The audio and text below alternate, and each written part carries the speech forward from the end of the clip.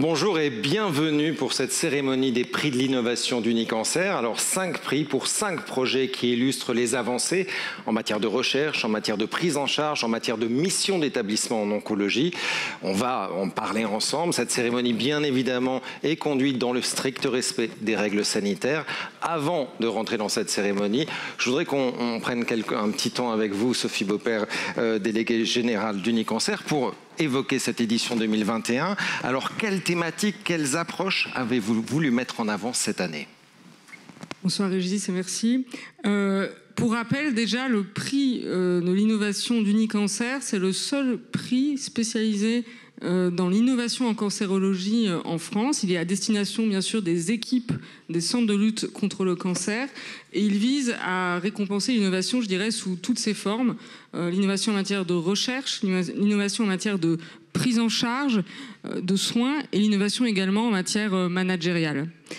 On a ciblé 4 grandes thématiques: la cancérologie de précision, les parcours de vie, cancérologie également et environnement, et enfin un prix qui vise à récompenser l'interactivité avec les patients et la décision partagée. Alors, combien de dossiers cette année avez-vous reçus? Et puis, qu'est-ce qui vous a, je dirais, le plus marqué dans la foule des dossiers reçus? On a reçu 49 dossiers en tout, ce qui est effectivement conséquent, vous l'aurez noté. Donc les centres et les équipes surtout ont participé, et je pense que c'est ce qu'il faut retenir. C'est la grande mobilisation, l'enthousiasme des équipes. Ce ne sont pas forcément des prix qui sont, je dirais, très coûteux. En revanche, ils traduisent la dynamique et l'engagement de nos professionnels dans une démarche pluridisciplinaire. Alors, on va le voir tout au long de la cérémonie, cet engagement, cet esprit d'innovation venu des centres. Un petit mot sur le jury, ou plutôt les jurys. Comment se fait la sélection? Et puis, est-ce que les délibérations ont été serrées, intenses cette année? Oui, bien sûr, il y a eu des débats à la fois dans le jury de présélection et dans le grand jury, et c'est tant mieux.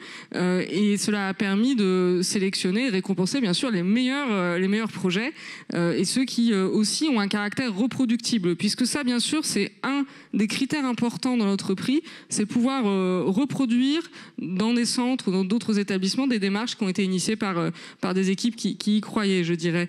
Il y a un jury de présélection, pour rappel, où il y a des professionnels des centres, soignants, médecins, présidents de CME, membres des équipes de direction et représentants de patients qui sont présents en visio, je crois. Je voudrais les saluer ce soir. Charlotte Marc, qui représente les patients partenaires et fondatrice de My Charlotte, et Delphine Blanchard, représentante des patients, secrétaire générale de Info Rhin Santé.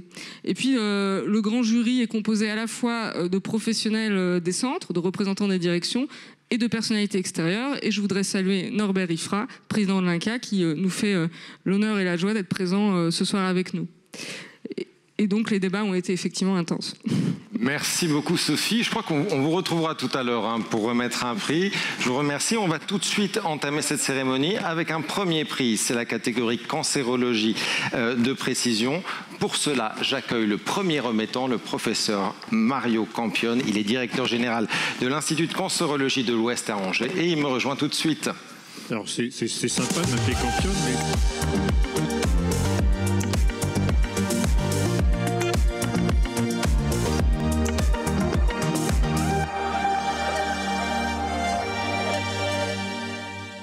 Alors, comme on a du public dans la salle, est-ce qu'on peut refaire, il y a eu des applaudissements pour Mario Campione, est-ce qu'on peut refaire les applaudissements pour Mario Campione?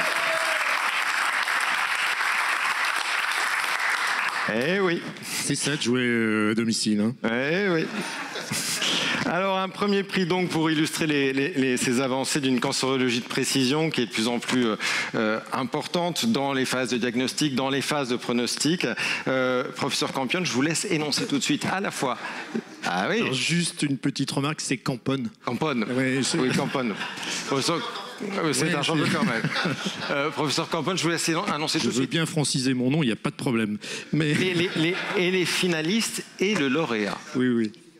Donc les 3 nominés sont ADN circulant, biomarqueur pour une médecine de précision de l'Institut régional du cancer de Montpellier, l'utilisation d'HPV comme biomarqueur d'ADN circulant pour le suivi des patients avec un cancer associé à l'HPV, et Spidermas Et par conséquent, je ne me mettrai pas tout nu pour remettre le prix, je vous rassure.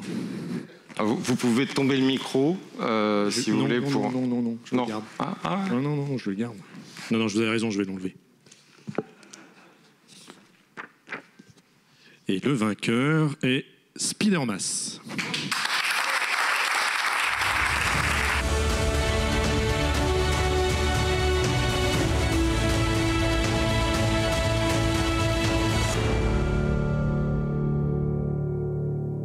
De cette étude et de cette technologie révolutionnaire, le Spidermas, et on accueille pour cela un duo de choc. Avec nous Isabelle Fournier, vous êtes professeure en spectroscopie de masse à l'Université de Lille, en charge du laboratoire PRISM de l'INSERM.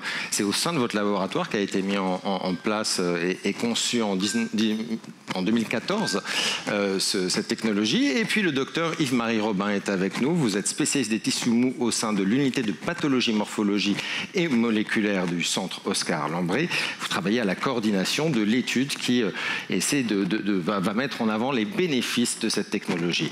On va détailler Spidermas, on va détailler les perspectives que Spidermas ouvre, notamment en termes de stratégie opératoire, et on va tout de suite commencer en regardant une courte vidéo. L'étude est intitulée « Diagnostic moléculaire des sarcomes par spectrométrie de masse assistée de l'eau comme matrice de désorption et d'ionisation ». C'est une étude qui est proposée par le Centre Oscar Lambré, qui fait appel à une nouvelle technologie qui s'appelle Spidermas, qui est en fait une technique d'ionisation ambiante couplée à une spectrométrie de masse de type lipidomique et qui va être appliquée au diagnostic en temps réel de tumeurs des tissus mous, notamment des sarcomes. Alors, cette étude sera étalée sur 3 ans et sera menée d'une part en collaboration avec l'unité INSERM dirigée par les professeurs Michel Salzet et Isabelle Fournier, qui sont en fait des concepteurs de cette nouvelle technologie Spidermas, et également avec une participation de différents centres anticancéreux qui constituent en France le réseau national de relecture des sarcomes et tissus mous, labellisé par l'INCA. Alors, l'objectif principal de cette étude, c'est de démontrer la performance diagnostique de cette technique Spidermas dans le domaine des tumeurs des tissus mous en termes de sensibilité et de spécificité, et la capacité de cette technique à distinguer les tumeurs bénignes des tumeurs malignes et également à caractériser différents types et sous-types histologiques des tumeurs à tissus mous que l'on peut rencontrer conformément à la classification OMS. Alors, ceci dans 2 contextes diagnostiques différents, contexte ex vivo où le prélèvement à étudier est dissocié du patient, c'est le cas d'une biopsie in vivo où l'analyse est réalisée directement sur le patient. Alors, le bénéfice pour les patients si l'étude est concluante, et là on a des résultats préliminaires extrêmement encourageants, c'est tout simplement une prise en charge thérapeutique qui soit personnalisée et rapide, la médecine de précision, car basée sur un diagnostic moléculaire quasi immédiat, précis et fiable. Alors on comprend bien les bénéfices attendus de cette étude qui va évaluer justement cette technique sur les sarcomes.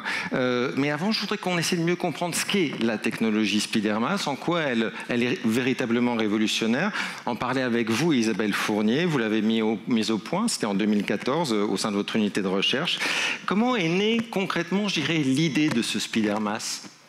Alors l'idée du projet Spidermas, c'est un cercle vertueux qui est venu au départ de l'expression d'un besoin, initialement par un chirurgien du centre, le docteur Éric Leblanc, qui effectivement exprimait un besoin de pouvoir analyser des choses en temps réel, in vivo, en intraopératif pendant le bloc opératoire.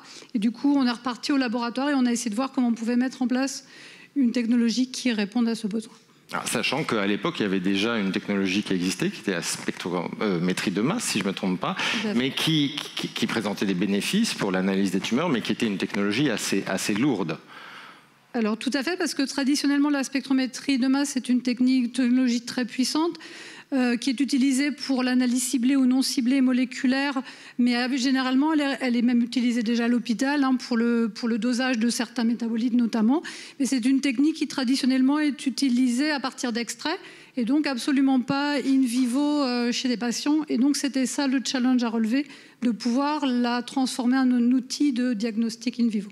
Alors là, l'idée, c'est d'avoir une technologie à la fois plus fiable, plus rapide aussi, qui puisse permettre d'analyser les tissus en laboratoire, mais aussi au moment même de l'intervention pour véritablement avoir une analyse moléculaire des tissus tumoraux presque en direct qui puisse se faire et du coup faire évoluer, si besoin, la stratégie opératoire. Vous avez choisi pour cela de recourir à une technologie qui est celle de sonde laser. Comment fonctionne cette technologie de sonde laser et quels bénéfices elle apporte ? Alors, cette technologie de sonde laser, elle est basée sur l'utilisation d'un laser qui émet dans le moyen infrarouge, qui n'est donc pas dangereux pour les patients. Et c'est du coup l'intérêt d'utiliser un laser et la capacité, de miniaturiser dans le futur la sonde pour pouvoir éventuellement la développer aussi pour des opérations en endoscopie ou en celluloscopie à long terme. Et puis, c'était aussi la possibilité de pouvoir contrôler avec précision l'endommagement fait au tissu des patients en contrôlant la durée du pulse laser et son énergie. Et par ailleurs, les lasers sont déjà couramment utilisés pour de nombreuses techniques chirurgicales. Ouais, c'est important parce qu'il faut, au moment de l'intervention, éviter évidemment que des cellules tumorales restent et prélever le moins pour limiter les séquelles derrière. Donc on est au cœur de l'enjeu des stratégies opératoires. Yves-Marie, vous avez conduit, donc vous conduisez au sein d'Oscar Lambré cette étude qui va évaluer l'efficacité de cette technique sur plusieurs années sur les sarcomes. Je voudrais vous interroger sur les bénéfices attendus et les évolutions de pratique, à la fois pour vous, les anapathes, en quoi ça va changer votre métier, ce SpeederMass, et puis aussi pour les chirurgiens. Alors, je peux vous répondre en tant qu'anapathe. C'est vrai que d'une manière générale, dans le domaine diagnostique, les évolutions en biotechnologie ont fait en sorte que l'anapathe n'est plus un bout de chaîne diagnostique comme c'était le cas auparavant. Parce que maintenant, le diagnostic anapathe peut être complété ou affiné par d'autres techniques. Je pense tout particulièrement aux tests génomiques qu'on peut réaliser sur des tumeurs une fois que le diagnostic anapathe a été posé. Alors, donc, SpeederMass en tant qu'outil diagnostique est parfaitement en phase avec cette évolution. Mais il y a un plus, c'est que la rapidité de l'analyse, parce qu'on peut obtenir avec SpeederMass des résultats quasiment en temps réel. À la minute. En temps réel. Donc cette rapidité va permettre de réaliser cette technique, même en amont de l'analyse histologique, et le rôle de l'anapathe sera dans cette optique simplement de confirmer ou de valider les résultats de SpeederMass. Et ça va être une vraie révolution dans la pratique du pathologiste. Et par ailleurs, pour l'examen extemporané en paire opératoire, le pathologiste n'aura plus besoin de la microscopie conventionnelle, puisque l'analyse SpeederMass, c'est une analyse de type moléculaire et ce n'est pas basé sur l'interprétation d'images microscopiques.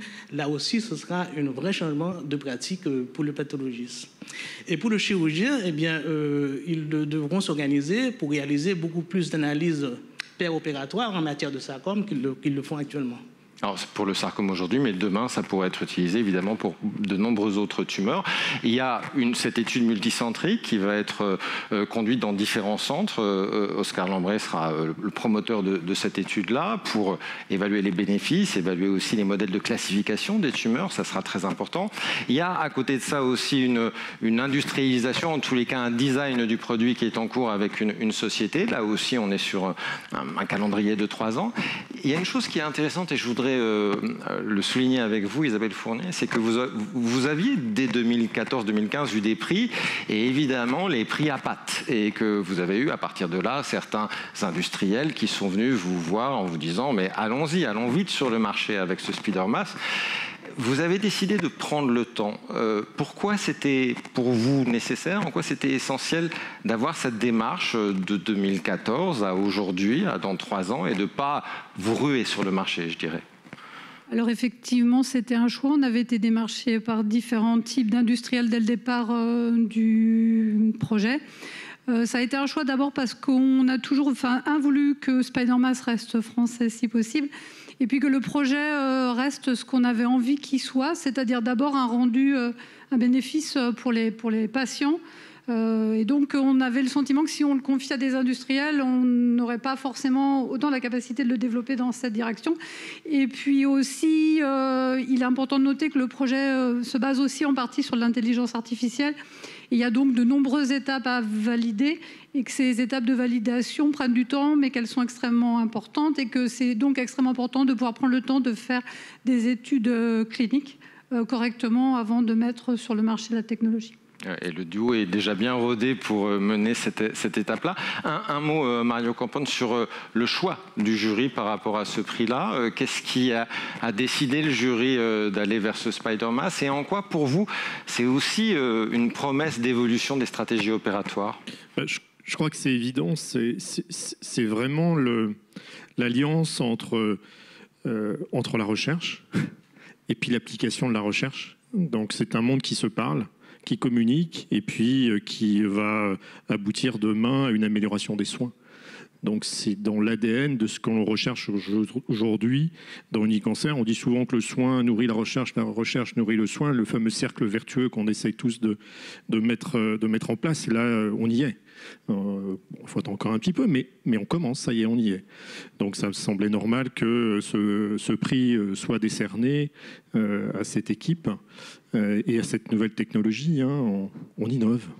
Alors, on innove et on congratule avec un prix. Je vous laisse, en tant que membre du jury, remettre le prix, remettre le chèque sous les applaudissements nourris de la salle et évidemment aussi à distance des équipes.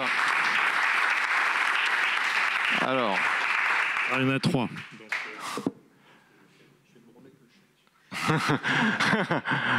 Le prix pour Monsieur Robin et le chèque pour Madame Fournier. C'est bien connu, les femmes coûtent cher. Hein.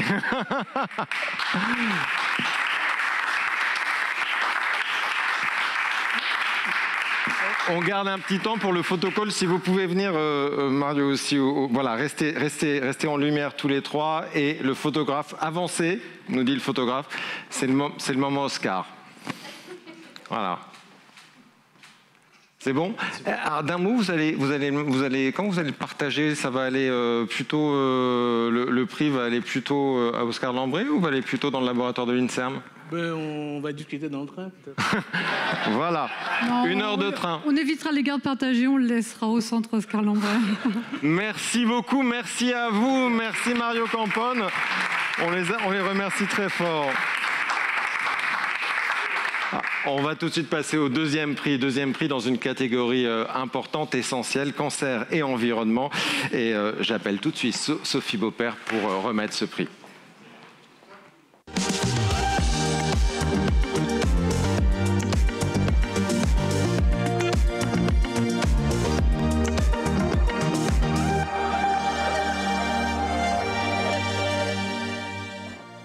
Alors on le sait, vous le savez, si aujourd'hui l'enjeu en termes de cancérologie est d'agir sur les tumeurs, c'est aussi, et de plus en plus, et c'est aussi au cœur de la stratégie décennale, d'agir sur les facteurs de risque, d'agir sur les déterminants de santé. Et pour cela, de nombreuses innovations se déploient sur le terrain, notamment à travers les cellules, les départements de prévention qui apparaissent de plus en plus nombreux et de plus en plus actifs dans les centres. Justement, Sophie Beaupère, je vous laisse peut-être nous annoncer et les finalistes et le lauréat de cette catégorie clé cancer et environnement. Donc les 3 finalistes sont le Bergobus porté par l'Institut Bergonié, le jeu ludique Escape des Nutes porté par l'Institut Curie, Hôpital René Guenin, Paris-Saint-Cloud, et Prendre soin de soi et réduire les risques de cancer à l'Expo porté par le Centre Léon Bérard. Le lauréat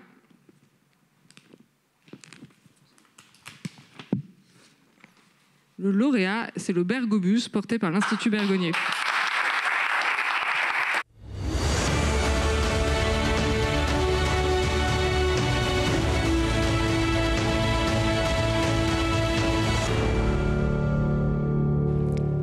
Alors, s'en viennent les 2 conducteurs de notre Bergobus. Alors, avec nous, Guylaine Wilkins, c'est de l'Institut Bergonié. Et alors, vous n'étiez pas prévu. Donc, Nicolas Portolan. Portolan, bah oui, Nicolas Portolan, de Bergonié. Alors, on va parler ensemble de ce Bergobus, de cette initiative itinérante sur tout le territoire de la région en promotion de la santé. Avant tout, on va aller voyager avec ce Bergobus en images. Tout de suite, on en parle après.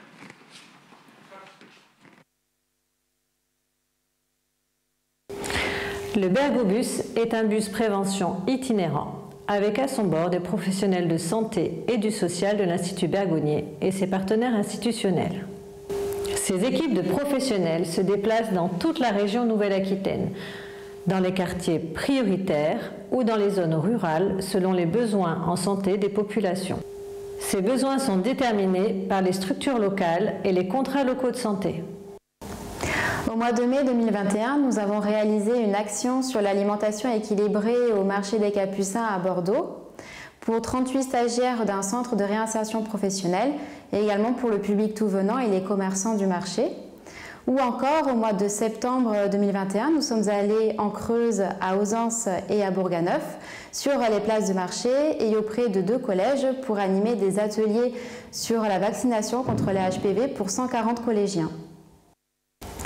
L'intérêt du projet Bergobus est d'aller vers la population et les structures qui accueillent ce public cible pour proposer des actions de sensibilisation sur 6 thématiques: les dépistages des cancers, la vaccination contre les virus HPV, l'alimentation équilibrée, l'activité physique, les addictions et l'accès au système de santé.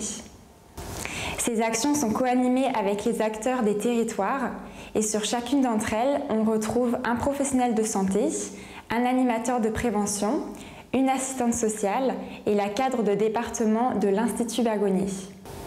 Concrètement, les professionnels proposent des ateliers d'information et des consultations individuelles pour ceux qui en ont le plus besoin. Merci à ces gens-là de se déplacer dans le quartier pour nous faire part de leur richesse et c'est une bonne transmission. On se sent rassuré, c'est une bonne opération. Alors, revenez parmi nous. Alors ce Bergobus, il devait d'ailleurs démarrer dès mars 2020, puis le Covid est arrivé bien évidemment, donc ça a un peu reculé le départ du Bergobus. C'est de la prévention itinérante à grande échelle, on va en parler, avec des missions qui sont conduites dans ce bus. On l'a vu, le bus, donc il y a un stand extérieur avec un accueil thé et café, avec des personnes, donc toute cette équipe qui est présente, des documentations, et puis il y a un espace salon, on va dire, à l'intérieur pour les entretiens plus privés qui se font là-dessus. Chaque mission a une thématique dédiée, a une destination dédiée. En quoi, Guylaine, cette approche itinérante arrive-t-elle, je dirais, en complément des opérations de communication, des opérations de prévention déjà conduites par les différents centres plus traditionnellement ? Alors cette action, elle est innovante parce qu'elle est itinérante et qu'on a décidé de sortir des portes de l'hôpital et d'aller au-devant des populations. Et notre territoire de Nouvelle-Aquitaine est, comme vous l'avez dit, très grand. Donc nous allons en effet nous déplacer assez loin. On s'est rendu compte que plus de 80% des Français étaient sensibles aux actions de communication et de prévention, mais on est à peu près 6% à les suivre réellement en impactant sur nos comportements de santé. Donc ça nécessite pour les acteurs de fonds de prévention de mettre en place des actions de communication et d'information. Et c'est le but du bus, pour le coup, de se déplacer, d'aller au-devant des populations et de prendre le temps avec eux, d'échanger, d'informer, de répondre à leurs différentes questions avec différents professionnels pour pouvoir proposer vraiment une action de communication globale. Ce qui est intéressant, c'est que vous choisissez les destinations, donc à chaque fois vous préparez vraiment, il y a tout un temps de travail, de préparation de réunion avec à chaque fois des partenaires, que ce soit des associations de quartier, que ce soit des centres départementaux plus dans les milieux ruraux ou d'autres partenaires, on en parlera tout à l'heure.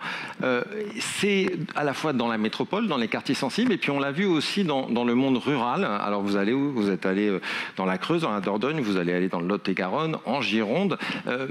Qu'est-ce qui vous a marqué, je dirais, dans le contact aux populations dans ces territoires ruraux et en quoi est-ce que ce type d'action y est particulièrement pertinent selon vous ? Alors, on a rodé le bus, on va dire ça comme ça, sur Bordeaux et sur la métropole, où, comme toute métropole, les actions de communication sont courantes et le public y est déjà bien familiarisé. Lorsque nous sommes allés dans les milieux, dans la ruralité, et donc en Creuse, notre premier déplacement dans les terres, là, on a eu une population avec des attentes différentes. On avait des entretiens plus longs, les gens prenaient le temps de venir nous voir, ont pris la voiture exprès pour venir. Donc, on a eu des entretiens plus longs et plus complets. On a eu beaucoup de gens extrêmement surpris qu'on vienne les voir. Et que Bergonié vienne les voir. Ça a une grande résonance pour eux, en fait. On est le centre régional de lutte contre le cancer.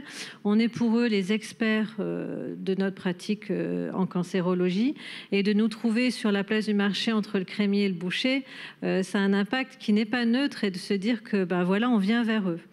Donc voilà, il y en a certains qui se sont même demandé si ça ne relevait pas de la science-fiction de nous voir arriver ici comme ça sur le marché avec eux. Donc non, les impacts, on a eu beaucoup de gens très reconnaissants. Et puis après, on a eu des questionnements qui étaient différents. En quoi ? Beaucoup de patients étaient surpris sur les informations qu'on pouvait leur donner sur le dépistage des cancers, et on s'est rendu compte que parfois les médecins généraux des territoires n'étaient peut-être pas encore aux dernières recommandations en termes de dépistage, d'où les actions avec nos partenaires en interne sur les territoires pour développer ça sur les soignants et les médecins généraux locaux. Alors, Nicolas Portelan, ce qui est intéressant, c'est que le Bergobus est itinérant, et puis que le Bergobus est aussi une initiative partenariale. Partenariale parce que vous vous appuyez, vous construisez chaque mission, chaque déplacement en lien avec des partenaires territoriaux. Ça construit, je dirais, ces stratégies, ces politiques territoriales de prévention qui vont de plus en plus être amenées à se développer. Tout à fait. Ce projet il s'inscrivait dans un axe fort de notre projet d'établissement un peu plus global sur l'ouverture vers la ville en général, vers les territoires. Et c'est vrai qu'on souhaitait aussi reconnaître l'implication ancienne, historique d'un certain nombre de partenaires qui étaient déjà présents sur ces territoires pour parler de prévention, pour mener des actions de prévention. Et il ne s'agissait pas pour nous d'arriver en donneur de leçons, mais bien de s'insérer dans cet écosystème et apporter la plus-value qui est celle d'un centre de lutte contre le cancer qui est reconnu. Et comme le disait Ghislaine Wilkins, d'apporter aussi notre image et essayer par là même de faire évoluer notre image pour montrer aussi qu'on peut venir dans un centre comme le nôtre pour du dépistage, pour des actions de prévention et qu'on fasse un peu moins peur. Partenarial, c'est bien, territorial, c'est bien. Dans quelle mesure aussi vous faites le lien avec les établissements qui sont présents sur ces territoires, qui voient arriver le bus de Bergonié, entre guillemets, chez eux, un petit peu? Alors, on les prévient d'abord, et puis on y met les formes. En cela, il y a une cheville ouvrière qui parle dans la présentation, qui a un rôle vraiment essentiel pour aller prendre tous ces contacts préliminaires, rassurer, montrer qu'on est sur un projet qui est vraiment fédératif et qui vise à exclure personne, bien au contraire, vraiment de fédérer autour de ce projet. Dernier point, il y a souvent de plus en plus d'ailleurs dans ces politiques de prévention cette notion de l'aller vers qui se développe et vous en êtes la parfaite et profonde illustration. Et vous mobilisez des gens à l'intérieur de Bergonié qui vous accompagnent. Est-ce que les volontaires sont là? Est-ce que les volontaires sont de plus en plus nombreux? Est-ce que vous les formez justement pour qu'ils puissent être pleinement acteurs lors de ces déplacements? Alors, l'effet de surprise qu'a généré l'arrivée du bus sur les marchés a été aussi l'effet de surprise en interne. Quand on a dit qu'on allait lancer le Bergobus, on a eu des collègues qui nous ont dit « Quoi ? Monter dans un bus, on va sortir de nos services de soins ?» Et en fait, on n'a eu que des réactions très positives. Tout le monde a très envie et tout le monde se rend compte de leur propre expertise en tant que soignant, en tant que médecin, infirmière, manipulateur radio, secrétaire médical, voilà, et ont envie de faire partager leur savoir et leur expertise auprès des populations. Donc on a eu beaucoup de volontaires, oui, voilà. Donc chirurgiens sont venus avec nous au collège pour parler d'HPV.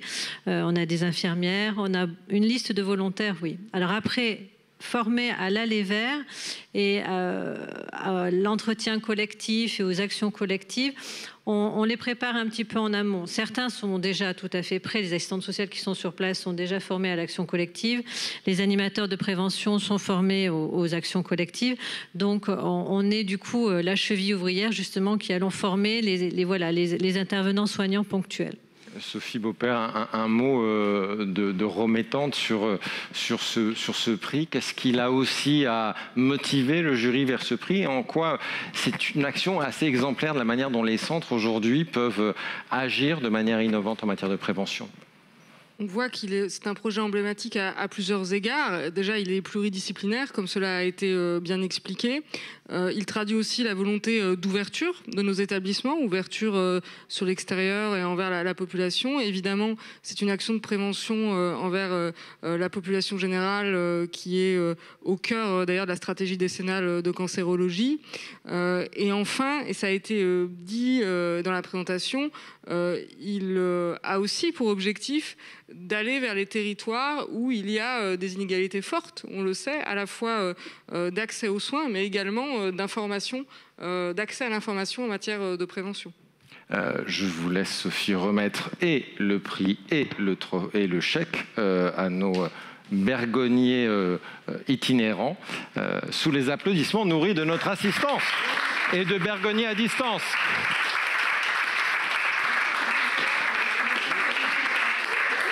Et alors, Sophie, venez pour le photocall là aussi. Voilà, vous êtes tous les trois, c'est bon?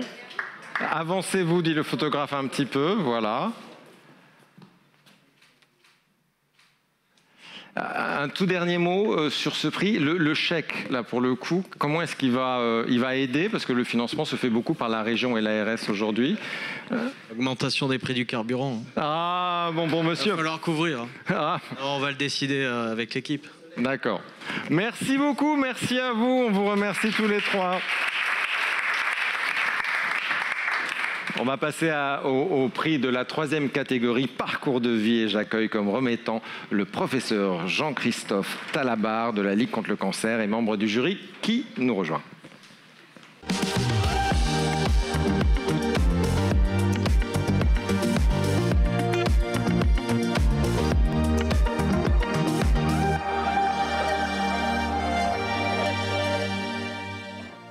Alors, je vous laisse, selon la tradition, nous présenter les lauréats et le finaliste de cette catégorie essentielle, parce que les parcours de vie, ils sont de plus en plus longs, ils sont de plus en plus complexes et compliqués à accompagner. Je vous laisse nous annoncer. Merci. Donc, dans cette catégorie parcours de vie, nous avions 3 finalistes qui sont indiqués là. Donc, le premier, c'était un réseau de psycho-oncologues pour un soutien aux patients atteints de cancer, travaillant donc l'apport à l'Institut régional du cancer à Montpellier. Deuxième projet, émané de l'Institut Bergonnier de Bordeaux, était le projet Oncogite. Et le troisième projet était l'expertise oncologique d'un CRLC en territoire isolé d'outre-mer. En l'occurrence, c'était Saint-Pierre-et-Miquelon, essentiellement, émanant du centre Jeanne Marquis de Rennes. Et donc, au terme des discussions que nous avons eues au sein du jury, je vais annoncer le finaliste. Faites. Donc, le winner, ici, dans la catégorie parcours de vie, est le projet Oncogite.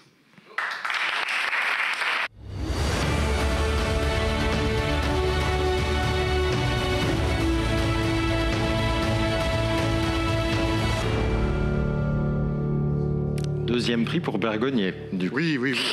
Alors avec nous, nous avons Véronique Gérard-Muller, vous êtes neuropsychologue et vous allez nous parler de cette initiative qui propose des ateliers innovants pour l'accompagnement des troubles cognitifs. C'est cette démarche Oncogite. Là encore, on la voit tout de suite en image, on voit ces ateliers, on en parle après. Oncogite est une association reconnue d'intérêt général qui a été fondée en 2019 pour et avec les patients, mais également des médecins, oncologues et une patiente experte.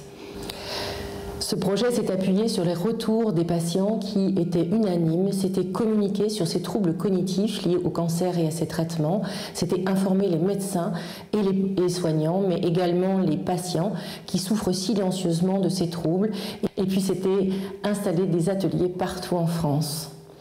Les troubles cognitifs, que l'on appelle chemobrain, sont connus de la littérature scientifique depuis les années 90, mais malgré les initiatives de certains professionnels de soins, il n'existait pas d'outils pour accompagner ces troubles, et c'est pour pallier à ce manque qu'Oncogit propose aujourd'hui des outils qui reposent sur 5 années d'expérience clinique. Sorti des murs de l'Institut Bergonié, Oncogit a été expérimenté à un niveau national. Oncogit, c'est aujourd'hui une plateforme qui organise l'accès des patients à 18 visio-ateliers sur toute la France. C'est également des exercices en ligne qui permettent aux patients d'intensifier leur rééducation entre les séances et puis de maintenir les bénéfices à l'issue de leur parcours. Aussi, le premier objectif est de permettre à tous les patients d'Unicancer d'y accéder. Le second objectif, c'est de garantir le sérieux de la démarche par une étude randomisée. L'Institut Bergonié sera le promoteur de cette étude qui évaluera les effets de cette méthode. Elle est financée par le prix qualité de vie du Ruban Rose 2018 par la région Nouvelle-Aquitaine et est coordonnée par l'Université de Bordeaux. Les bénéfices pour les patients de toute la France, c'est de disposer d'un espace pour lutter contre ces troubles cognitifs qui entravent leur réhabilitation personnelle et professionnelle. Et pour les médecins, pour les soignants, c'est entendre ces troubles qui étaient alors encore méconnus et puis orienter le patient vers une prise en charge adaptée. Ce prix de l'innovation parcours de soins est la promesse, je pense, d'un partenariat entre Unicancer et Oncogit. Alors, on a avec nous Véronique, avec qui on va parler un peu de cette très belle initiative. C'est vraiment une initiative emblématique de ce que peut être l'innovation. Vous l'avez portée d'ailleurs, vous, au début, en 2017, en créant le premier atelier autour de ces troubles cognitifs à Bergonié, qui a remporté très vite d'ailleurs un fort succès. Avant qu'on détaille un petit peu comment fonctionnent ces ateliers et puis quelle reproductibilité il peut y en avoir, j'ai toujours du mal avec ce terme-là. Je voudrais savoir pourquoi ces troubles restent si méconnus, alors que, vous le dites dans la vidéo, on en parle, ils sont référencés depuis les années 90, et puis comment ils se caractérisent concrètement ? Alors c'est vrai que ces troubles, il y a eu tout un moment dans l'histoire des traitements du cancer, tout un moment où il s'agissait en fait de sauver les patients, et la première des initiatives, enfin le premier vœu des médecins était bien évidemment de sauver le patient et de faire en sorte qu'il reste en vie. Et puis les progrès de la médecine ont été là, et c'est fantastique parce que maintenant on a de plus en plus de personnes qui sont en rémission, qui sont guéries. Donc on a des survivants pour lesquels il faut avoir un projet de vie, et donc c'est un petit peu à cette occasion qu'on s'est rendu compte finalement que les traitements terminés, il y avait aussi des séquelles à ces traitements. Donc voilà, il s'agissait vraiment de penser à un traitement, un projet de vie.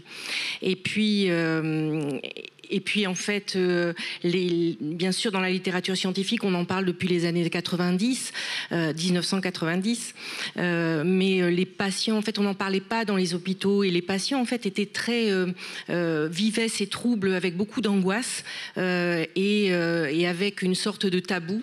Donc souvent, ils n'en parlaient pas. Ils étaient dans des conduites d'évitement pour éviter toutes les situations qui pouvaient mettre au jour, en fait, ces difficultés. Et quand ils osaient en parler à leur entourage, souvent l'entourage minimisait ou banalisait. Oui, moi aussi, tu sais, des fois je rentre dans une pièce et j'ai oublié ce que je venais d'y faire. Donc bien évidemment, c'était difficile à communiquer parce que l'intensité et la fréquence de ces troubles, en fait, n'a rien à voir avec nos fatigues passagères à nous. Donc il y a ça, et puis ensuite il y a eu les médecins. Quand les patients ont commencé à leur en parler, eh bien les médecins souvent les expliquaient en parlant de troubles anxio-dépressifs. On mettait ça sur le compte de l'âge ou de l'anxiété et de la dépression. Alors bien évidemment, l'anxiété et la dépression vont majorer l'expression de ces troubles cognitifs, mais en rien ces facteurs confondants ne doivent minimiser l'intérêt et la prise en charge de ces troubles cognitifs qui véritablement entravent la réhabilitation professionnelle des patients. Il y a une vraie angoisse de performance pour une population qui n'attend qu'une chose, c'est de retourner au travail. Véritable angoisse de performance avec, vous le dites aussi, un isolement social qui se joue derrière. C'est-à-dire qu'au fur et à mesure, le tabou existe, on n'ose plus sortir même parce qu'on se sent en incapacité de communiquer et d'échanger. Des patients qui vont effectivement se mettre qui vont éviter le contact, la difficulté à suivre une conversation à plusieurs, mais qui aussi, vis-à-vis de leurs collègues, vont avoir beaucoup de mal en fait à maintenir une place parce que de peur qu'on puisse découvrir en fait ces difficultés au quotidien.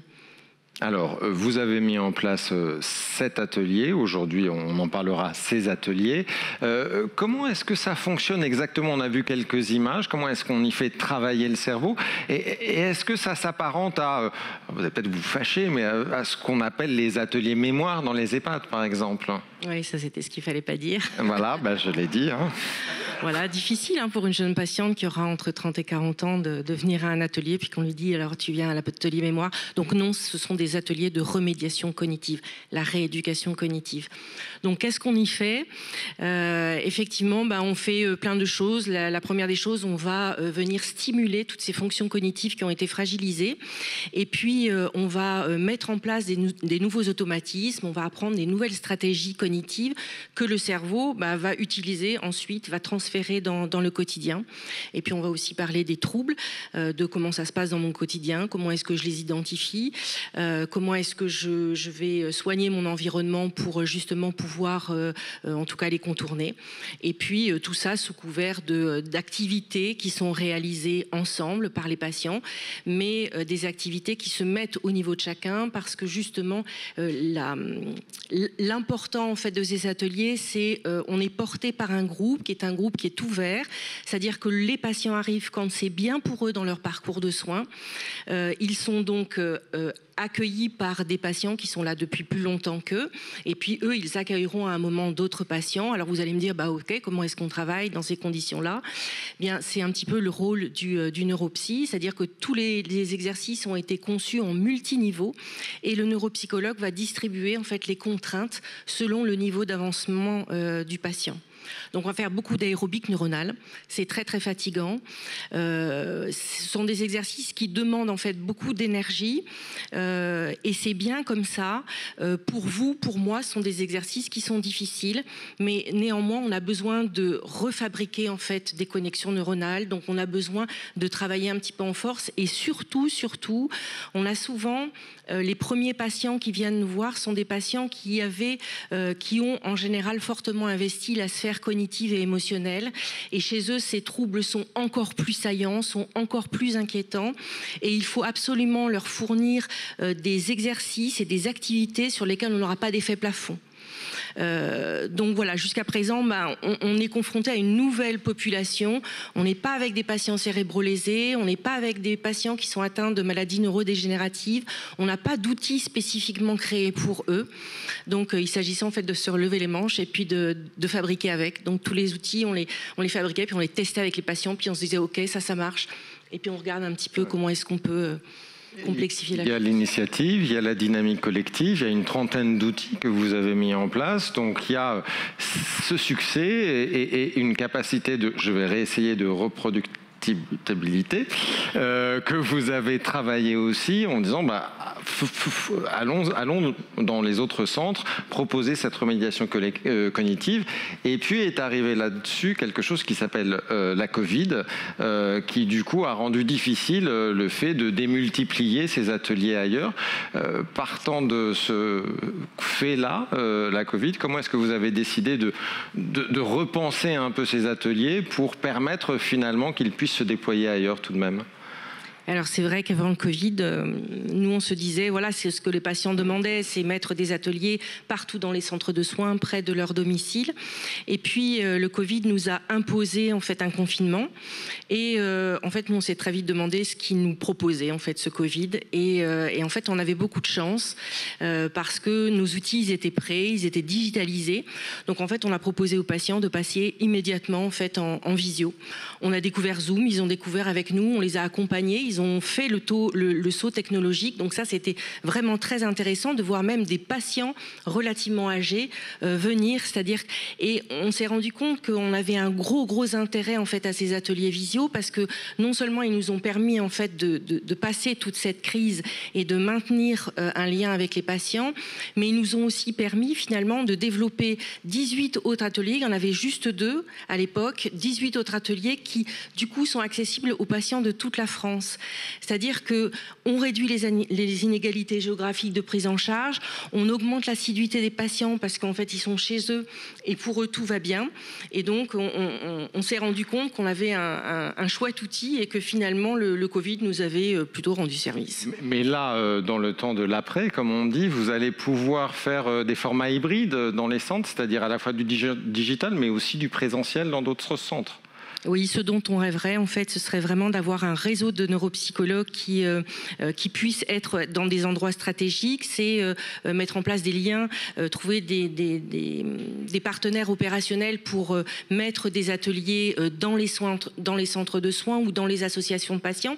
Que ces ateliers, en fait, ils restent en visio parce que ça a quelque chose de très intéressant pour le patient. Ça lui évite de prendre sa voiture, de faire 30 ou 40 km. Des fois, ça lui évite aussi de revenir dans son centre de soins parce que c'est difficile. Et puis de se dire, tiens, on va s'imaginer un rythme, trouver le meilleur des rythmes, peut-être une semaine sur 5, sur 6 ou sur 4. Et là, on dit, là, c'est un atelier qui est en présentiel. Et là, on invite tous les patients à venir se retrouver en présentiel. On joue un petit peu avec la souplesse des 2 possibilités. Jean-Christophe, c'est pour la Ligue, c'est un enjeu important, justement, la connaissance de ces effets secondaires et de leur impact sur la qualité de vie. C'est pas toujours facile à appréhender, c'est pas toujours facile à accompagner. En quoi une initiative comme celle-là, elle est emblématique, elle est exemplaire de la manière d'accompagner ces temps de l'après? Alors c'est clair que pour la Ligue, dans le comité de prévention que je préside, la question de la prévention d'un côté et de l'après-cancer est centrale. Donc c'est un sujet qui nous a beaucoup plu pour ça. Et puis ce qui a été tout à fait intéressant et impressionnant, c'est cette capacité de mise à l'échelle en partant d'un centre et de partir sur plusieurs centres, et puis au fond de surfer sur la vague Covid pour en faire quelque chose de mieux, en utilisant les nouveaux moyens de visualisation. Donc on avait vraiment l'impression qu'il y avait quelque chose qui, le médecin que je suis est très sensible à une sémiologie qu'on découvre, puis après on ne sait pas trop en faire parce que traiter les cancers c'est pas simple, et il y a des nouvelles professions qui arrivent, qui prennent en charge ce genre d'approche avec effectivement des approches de neuropsychologie tout à fait performantes. Donc oui, c'était tout à fait, en tout cas pour représentants de la Ligue, tout à fait intéressant pour nous. Alors je vous laisse remettre le prix et le chèque à Véronique. Il n'y aura pas de problème de partage. Ah non, il n'y aura pas de problème de partage. Voilà. Sous les applaudissements de la salle, hein. Nourri. Et venez tous les deux, en vous avançant un petit peu peut-être, et en vous centrant un peu plus. Voilà, ça va, pour le photocall. Merci beaucoup, merci à vous deux. On va passer à la 4e catégorie sur l'interactivité avec le patient et les partages de décisions. Pour m'accompagner, j'accueille la remettante, c'est Laurence Carivin qui est avec nous, directrice générale de l'Institut Godino de Reims. Bonjour.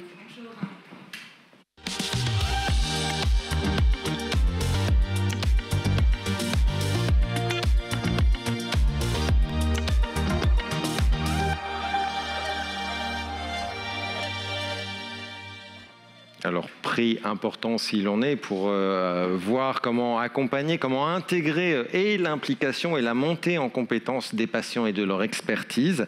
Laurence, je vous laisse annoncer les lauréats et le finaliste. Le lauréat et les finalistes plutôt.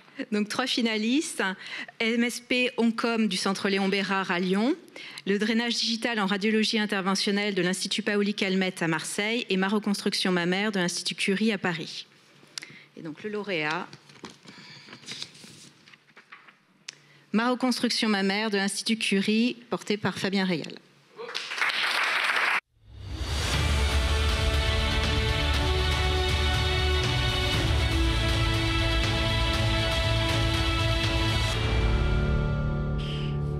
Alors avec nous, professeur Fabien Réal, en charge du service de chirurgie de reconstruction mammaire à l'Institut Curie, pour nous parler de ce tout nouveau site destiné aux patientes atteintes de cancer du sein.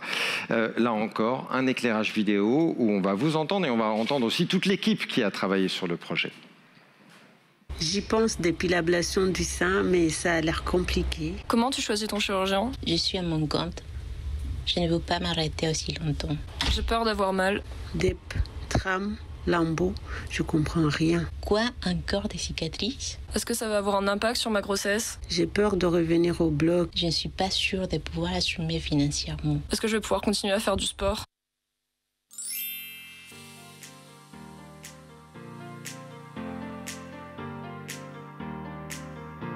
Les expériences, le vécu des patientes nous ont appris qu'une reconstruction mammaire ne pouvait pas se limiter à une technique chirurgicale. C'était bien plus complexe. Il y a beaucoup de facteurs à prendre en compte. Leur activité physique, leur désir ou non de grossesse, leurs difficultés familiales ou financières. Bref, nous avons décidé de co-construire avec les patientes un outil interactif qui permette à chacune d'entre elles de décider pleinement de sa reconstruction mammaire. Mareconstructionmammaire.com est une plateforme web pour donner aux femmes le pouvoir de s'informer, de mieux comprendre, de mieux décider et mener à terme un projet de reconstruction mammaire accompagné par les professionnels de santé. L'algorithme que j'ai conçu prend en compte la réponse des patientes afin de leur proposer des techniques qui sont adaptées à leur morphologie, à leur projet de vie et surtout à leurs envies. Cet algorithme permet aussi de leur conseiller des centres de soins qui pratiquent ces techniques à proximité de leur lieu de vie. Sur Ma Reconstruction Mammaire, les utilisatrices peuvent également télécharger et imprimer le bilan de leur réponse dans le but d'engager une discussion entre le médecin et la patiente dans une démarche de prendre une décision partagée et éclairée. Avec un simple lien web www.mareconstructionmammaire.com, le site est facilement partageable et accessible à tout centre de soins ou associations qui ont à cœur de rendre les femmes actrices de leur reconstruction mammaire. Belle initiative dont on va parler. Et d'ailleurs, le site est officiellement mis en ligne, si je ne me trompe pas, à l'occasion de la remise de ce prix, c'est ça ? C'est exact. C'est exact. Donc, double événement s'il en est. On a bien compris, on va détailler d'ailleurs le fonctionnement de ce site-là. Et le choix de la reconstruction mammaire, on le sait, c'est toujours un enjeu complexe, un enjeu difficile pour les patientes. Et c'est un problème récurrent au sein de Curie. Il y a eu déjà des initiatives d'accompagnement, de communication. Il y a eu des films, il y a eu des vidéos. Qu'est-ce qu'un site interactif comme celui-là apporte de plus et de différent à ces approches de communication et de sensibilisation déjà existantes ? En fait, il y a effectivement déjà un certain nombre de fiches d'information, de films, de dessins qui permettent d'accompagner le patient dans sa décision. Mais on trouvait qu'il manquait quelque chose pour que le patient ait une vraie décision partagée et une vraie capacité à comprendre quel allait être son parcours. Parce qu'on parle de documents d'information, mais c'est des documents techniques en fait. Ils sont autour de la chirurgie. Or la chirurgie, c'est une toute petite partie du parcours de soins qui est une infime partie du parcours de vie.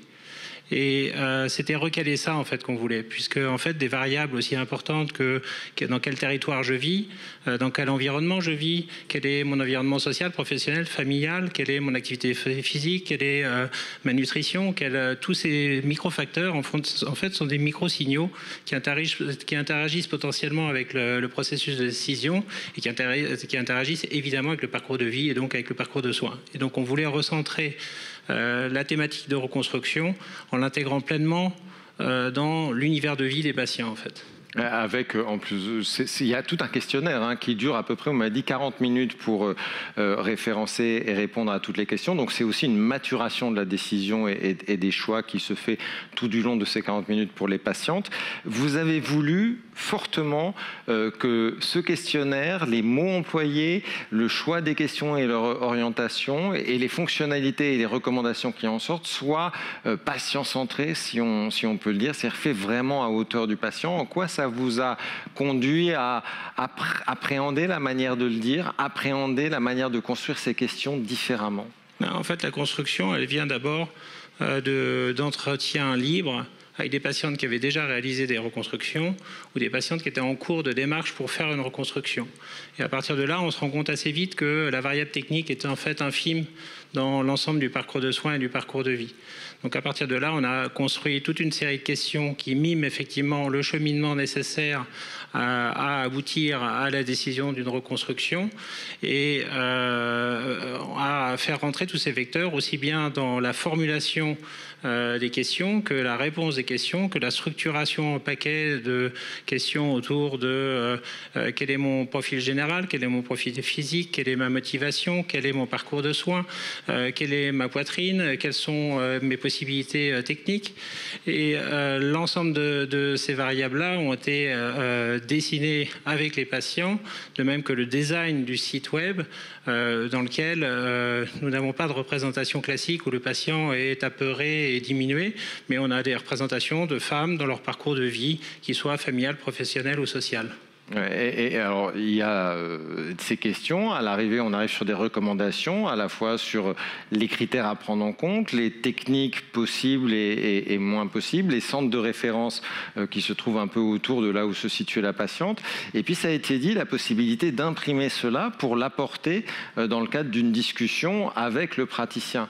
Comment est-ce que vous informer, vous sensibiliser aussi les autres acteurs que sont les professionnels de santé sur ce qu'est cette initiative-là? Est-ce que certains peuvent se dire, voilà, est-ce qu'il n'y a pas un avis qui m'arrive sorti d'un site internet alors que c'est moi qui ai l'expertise?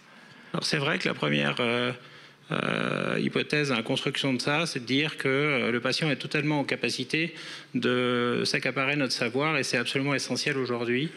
Ça fait partie aujourd'hui, de l'accréditation des centres de soins va se baser énormément sur l'expérience patient, le recueil de cette expérience et la restitution de cette expérience pour modifier le parcours de soins. Donc effectivement, on a centré sur le patient et d'ailleurs, on n'a aucune représentation de soignant sur les graphiques. On n'a pas le classique homme de plus de 50 ans, barbu et blanc qui donne un conseil à une patiente. Non, on n'a que des représentations de femmes. Donc vraiment, il y a une volonté de centrer sur le patient et que le truc soit construit, cette plateforme soit construite autour du patient.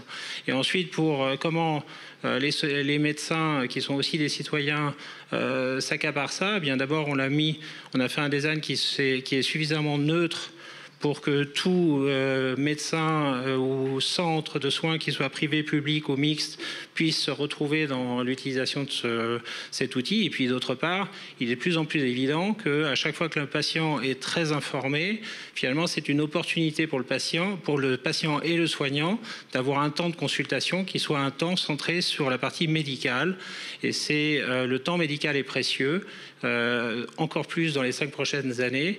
Donc finalement, c'est rendre service aux soignants que le patient se soit bien construit dans sa réflexion avant d'arriver. Mais bien évidemment, ça ne remplace pas une consultation, c'est un élément de plus qui permet au patient de mieux réfléchir à son parcours de soins. On peut peut-être faire juste un petit mot de dédicace. Alors, il y a toute l'équipe, on les a vus, hein, ils sont vraiment engagés, motivés. Puis il y a Zoé qu'on a vu, c'est Madame Algorithme. C'est bien d'avoir dans les centres des gens qui sortent des algorithmes aussi puissants. Elle vous accompagne toujours, ça a été compliqué à mettre en œuvre?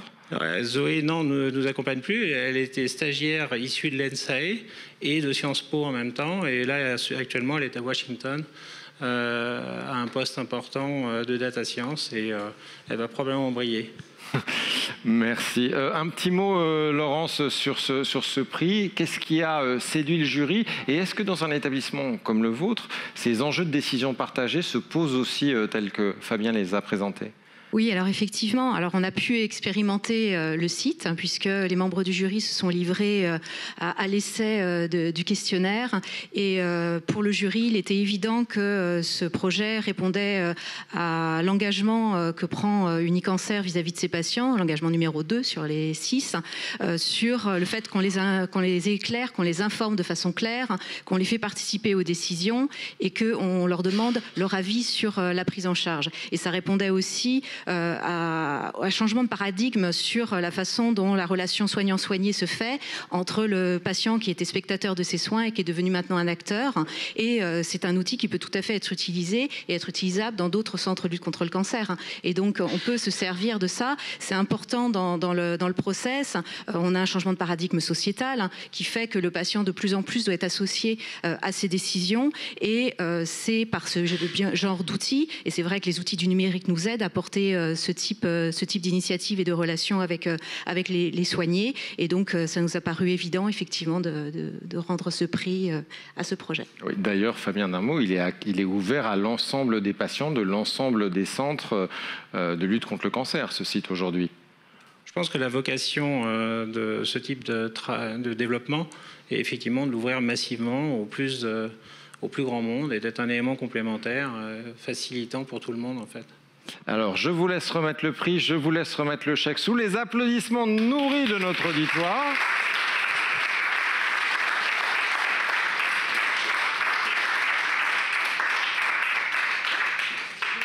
Et je vous laisse vous avancer pour le photocall de rigueur.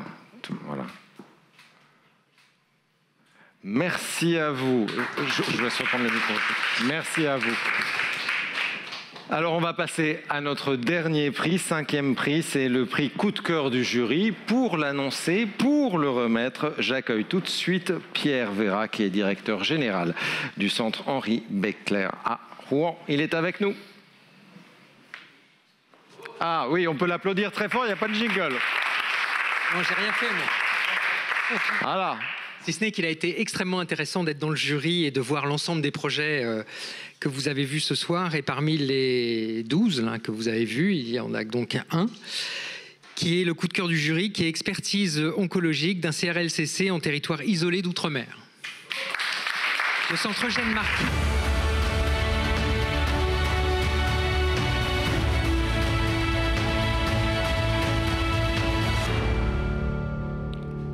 Alors, venez dans la lumière, Nadia Le Boulanger, Marc Pratt avec nous.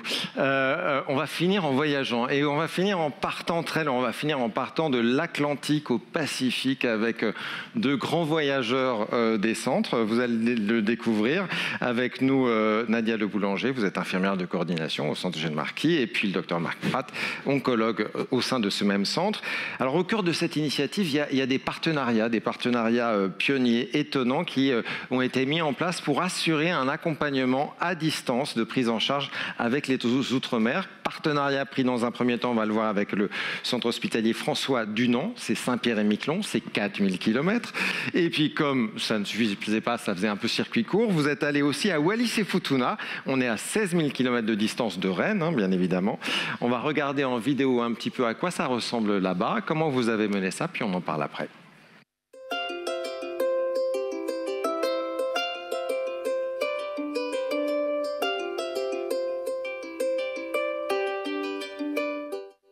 Ces partenariats sont nés de deux demandes successives de collègues de Saint-Pierre-et-Miquelon et Wallis-et-Futuna, respectivement en 2007 et 2019, de structurer sur ces archipels très isolés une offre de qualité en cancérologie sur des territoires où il n'existait ni agrément pour la chirurgie cancérologique, ni autorisation pour la médecine oncologique.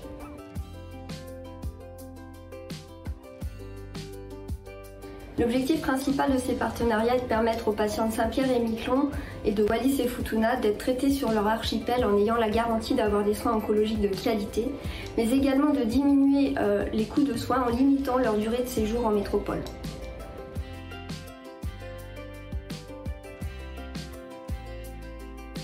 Les avantages pour les patients sont avant tout de raccourcir les délais diagnostiques et les délais de mise en traitement, sont ensuite de pouvoir accéder à l'expertise, à la qualité et à l'innovation du réseau Unicancer, et enfin de faciliter l'accès au panier de soins de support sur leurs archipels par l'accompagnement de ces soins que propose le centre Eugène Marquis à leurs établissements de référence.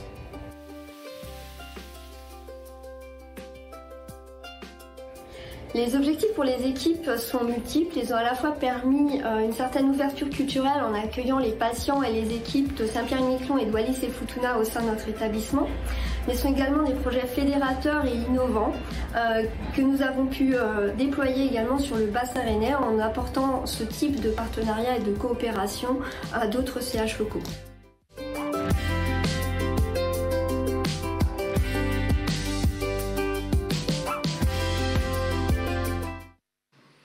Venez dans la lumière, vous le méritez bien. Alors on va raconter un peu cette belle histoire. C'est vraiment une belle histoire portée par vous deux qui a commencé avec... C'est le président de la CME du centre hospitalier de Saint-Pierre-et-Miquelon qui est venu taper à la porte du centre de Rennes en disant est-ce que vous pourriez faire un audit un peu de la prise en charge en oncologie chez nous, un petit voyage juste comme ça pour faire un audit. Alors le directeur du général du centre est allé voir les équipes.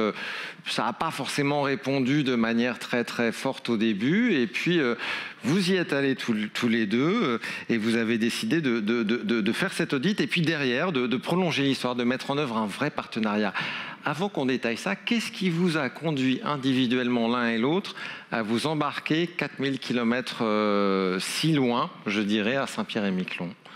Alors, il y avait d'abord un clin d'œil historique. Saint-Pierre-et-Miquelon, c'est un petit peu le prolongement naturel ou culturel et économique de la Bretagne. Saint-Pierre-et-Miquelon était une zone de pêche à l'époque de la grande pêche sur les bancs de Terre-Neuve. Et puis surtout, il y avait une réalité humaine avec sur cet archipel une trentaine de nouveaux cas de patients par an, avec des patients qui n'avaient pas de parcours de soins oncologiques clairement défini, qui avaient la double peine du cancer premièrement, et puis deuxièmement, la nécessité d'être isolé un petit peu au petit bonheur la chance quelque part en métropole, là où ils avaient un petit peu de famille ou un petit peu d'amis. Donc on souhaitait pour ces patients apporter un parcours de soins structuré, de qualité, et surtout leur permettre d'être traités au maximum, en tout cas pour les soins médicaux du cancer sur leur archipel. Ça ne répond pas complètement à ma question. Personnellement, l'un et l'autre, pourquoi vous y êtes allés ?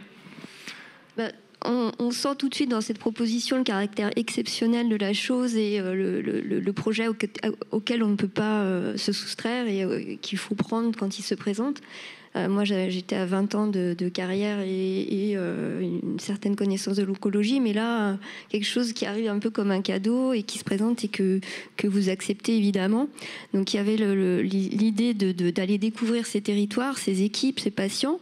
L'idée aussi de partager cette expérience acquise et puis de construire avec les équipes, de construire dans la durée, de s'engager professionnellement sur la durée avec toutes ces personnes. Oui, c'était un engagement dans le temps parce que depuis vous y retournez tous les ans ou tous les 6 mois à Saint-Pierre, l'un ou l'autre ou l'un et l'autre pour accompagner. Il y a, on l'a vu dans la vidéo, 3 étages un peu, si je puis dire, à la fusée de cette prise en charge. Il y a des téléexpertises que vous conduisez, il y en a à peu près 100 par an pour essayer d'accompagner les premiers diagnostics. Et puis, il y a 25 patients par an à peu près qui sont accueillis au centre Marquis pour 15 jours et établir un parcours de soins personnalisé. Et puis après, il y a la formation des personnels sur place qui a été engagée pour qu'ils montent en compétences et assurer le suivi. Donc, c'est vraiment très structuré. La formation des personnels sur place, elle est essentielle. Vous l'avez montée, vous l'accompagnez encore aujourd'hui. Marc Pratt, en quoi est-ce qu'elle est le plus importante et elle a été le plus difficile à mettre en œuvre ? Alors elle est importante à 2 titres. Le premier sur l'aspect patient, il était absolument indispensable pour nous en nous engageant dans cette aventure-là que la qualité des soins qui soient proposés à Saint-Pierre-et-Miquelon aux patients soit équivalente à celle que nous, on est à même de proposer à Rennes. Donc à partir de là, il a effectivement fallu former beaucoup, former les médecins, former les infirmières et former tous les auxiliaires de soins du cancer sur place. Donc c'est effectivement un processus qui est dynamique, qu'on s'emploie à faire à distance et lors de chacune de nos missions.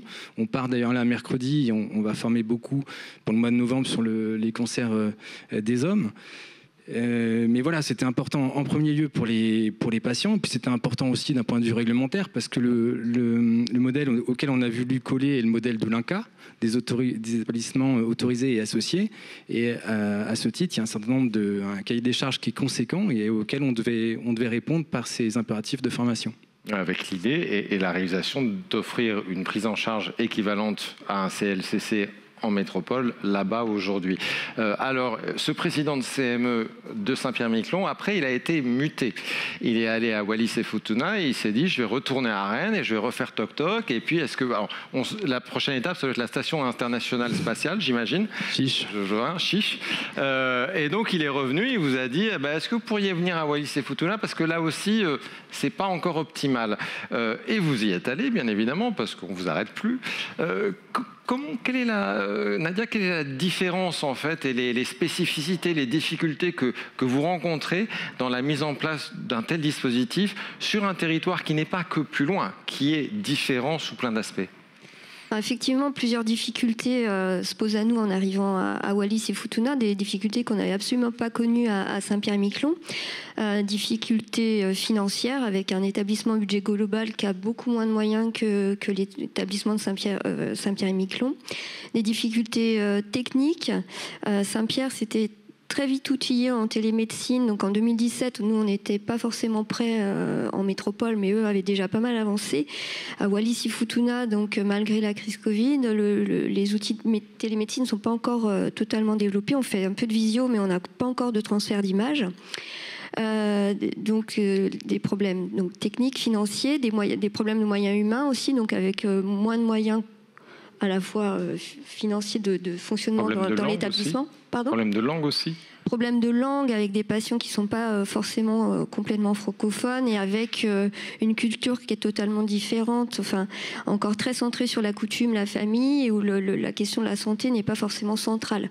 Donc avec des problèmes d'observance, différentes problématiques qu'on n'avait absolument pas soulevées à Saint-Pierre et auxquelles on se confronte et auxquelles on s'adapte aujourd'hui pour réajuster un petit peu le modèle qu'on a proposé. Enfin, dans sa forme, elle est identique. Après, dans la façon de la mettre en place, les moyens sont un petit peu différents. Alors, pour rendre à César ce qui appartient à César, il y a une très belle formule que Pascal Briot emploie régulièrement et dit « c'est la prise en charge où le soleil ne se couche jamais que vous mettez en place ». C'est le cas, mais vous avez aussi eu l'idée de vous dire est-ce qu'on ne peut pas mettre à profit ce qu'on construit à distance dans les Outre-mer pour aussi nos territoires un peu ruraux, un peu plus éloignés, où des consultations avancées ont à se mettre en place, vers Redon, vers Vitré, vers Fougères. En quoi les besoins peuvent recouper ceux de l'outre-mer et comment vous avez pu mettre à profit ces expériences sur ces territoires bretons? Bien, les expériences avec les Outre-mer nous ont montré comment on pouvait fonctionner sans spécialistes sur place. Il a fallu pour ça, je parle d'oncologues médicaux en l'occurrence, qui est une réalité aussi dans les relations au niveau territorial, parce que le temps d'oncologue médical sur la route, c'est un petit peu du temps perdu pour les établissements, pour les payeurs. Donc là, ces partenariats qu'on a pu mettre en place nous ont obligés à maîtriser un certain nombre d'outils, les outils de télémédecine bien sûr, d'e-santé, mais aussi les nouveaux métiers. Les infirmières de coordination, les IPA, etc. Tous ces nouveaux métiers qu'on a pu mettre dans les process qu'on met en place avec les Outre-mer.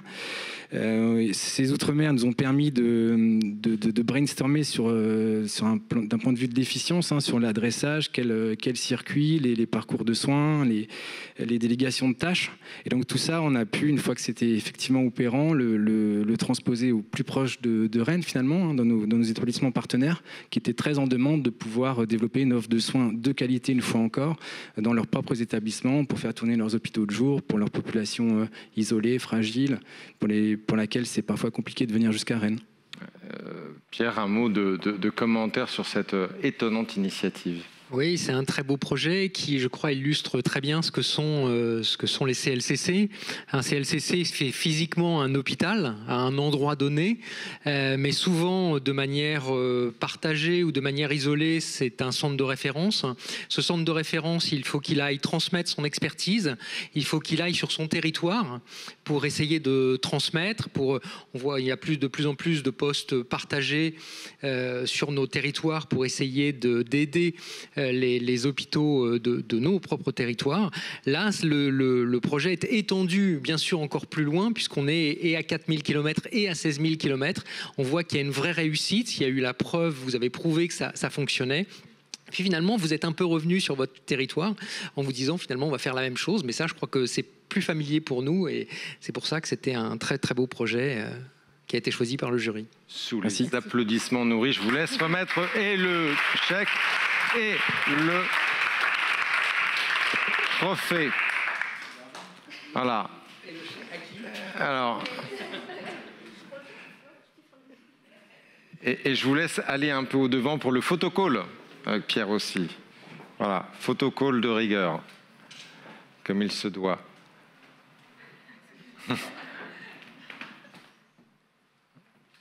Voilà, photocall qui est fait. Vous allez le présenter, j'imagine, là-bas, et à Wallis et à Saint-Pierre. Et il y a un mot, Marc, que vous vouliez adresser aussi à Unicancer à l'occasion de ce prix. Est-ce que vous pouvez le dire ? Un petit mot juste pour rappeler ou pour vous informer qu'Unicancer, finalement, nous sommes les seuls, notre grande famille, à intervenir aussi massivement, aussi largement sur les Outre-mer. Notre exemple vous a été illustré ce soir, mais le Centre Léon Bérard est depuis très longtemps en Guyane. Gustave Roussy a déployé la RCP Pacifique avec la Nouvelle-Calédonie, avec la Réunion. Le Centre de Polynésie est un centre associé à Unicancer. L'Institut Curie a développé la radiothérapie en Nouvelle-Calédonie. Donc c'est vraiment Unicancer l'acteur unique à mon sens dans les Outre-mer. Donc je pense qu'on pourrait imaginer une task force Unicancer Outre-mer pour essayer d'échanger un peu sur les pratiques des différents centres qui interviennent en Outre-mer, pour voir ce qui marche, voir ce qui fonctionne moins bien, et puis aussi pour faciliter à tous ces patients d'Outre-mer, tous ces patients ultramarins qui viennent en métropole dans le centre de référence du territoire en question, faciliter leur parcours de soins en métropole, parce que peut-être qu'ils n'ont pas de famille à Lyon mais qu'ils en ont à Lille, et qu'en parlant entre nous, on faciliterait leur séjour en métropole au plus proche de leurs amis, au plus proche de leur famille, et non pas dans le centre qui aide leur hôpital territorial. Faciliter l'accueil dans le réseau Unicancer.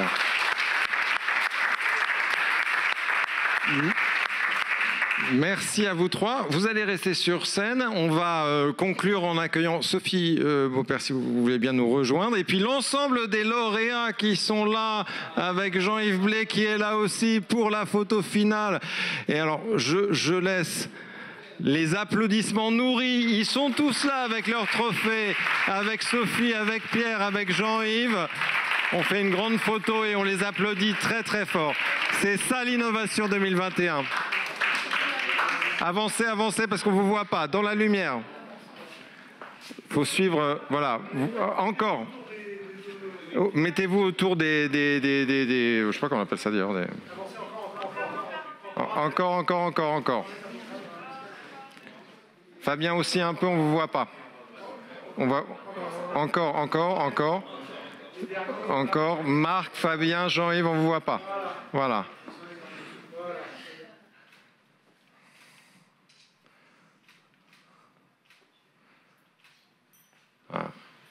Ça, c'est du photocall. Hein.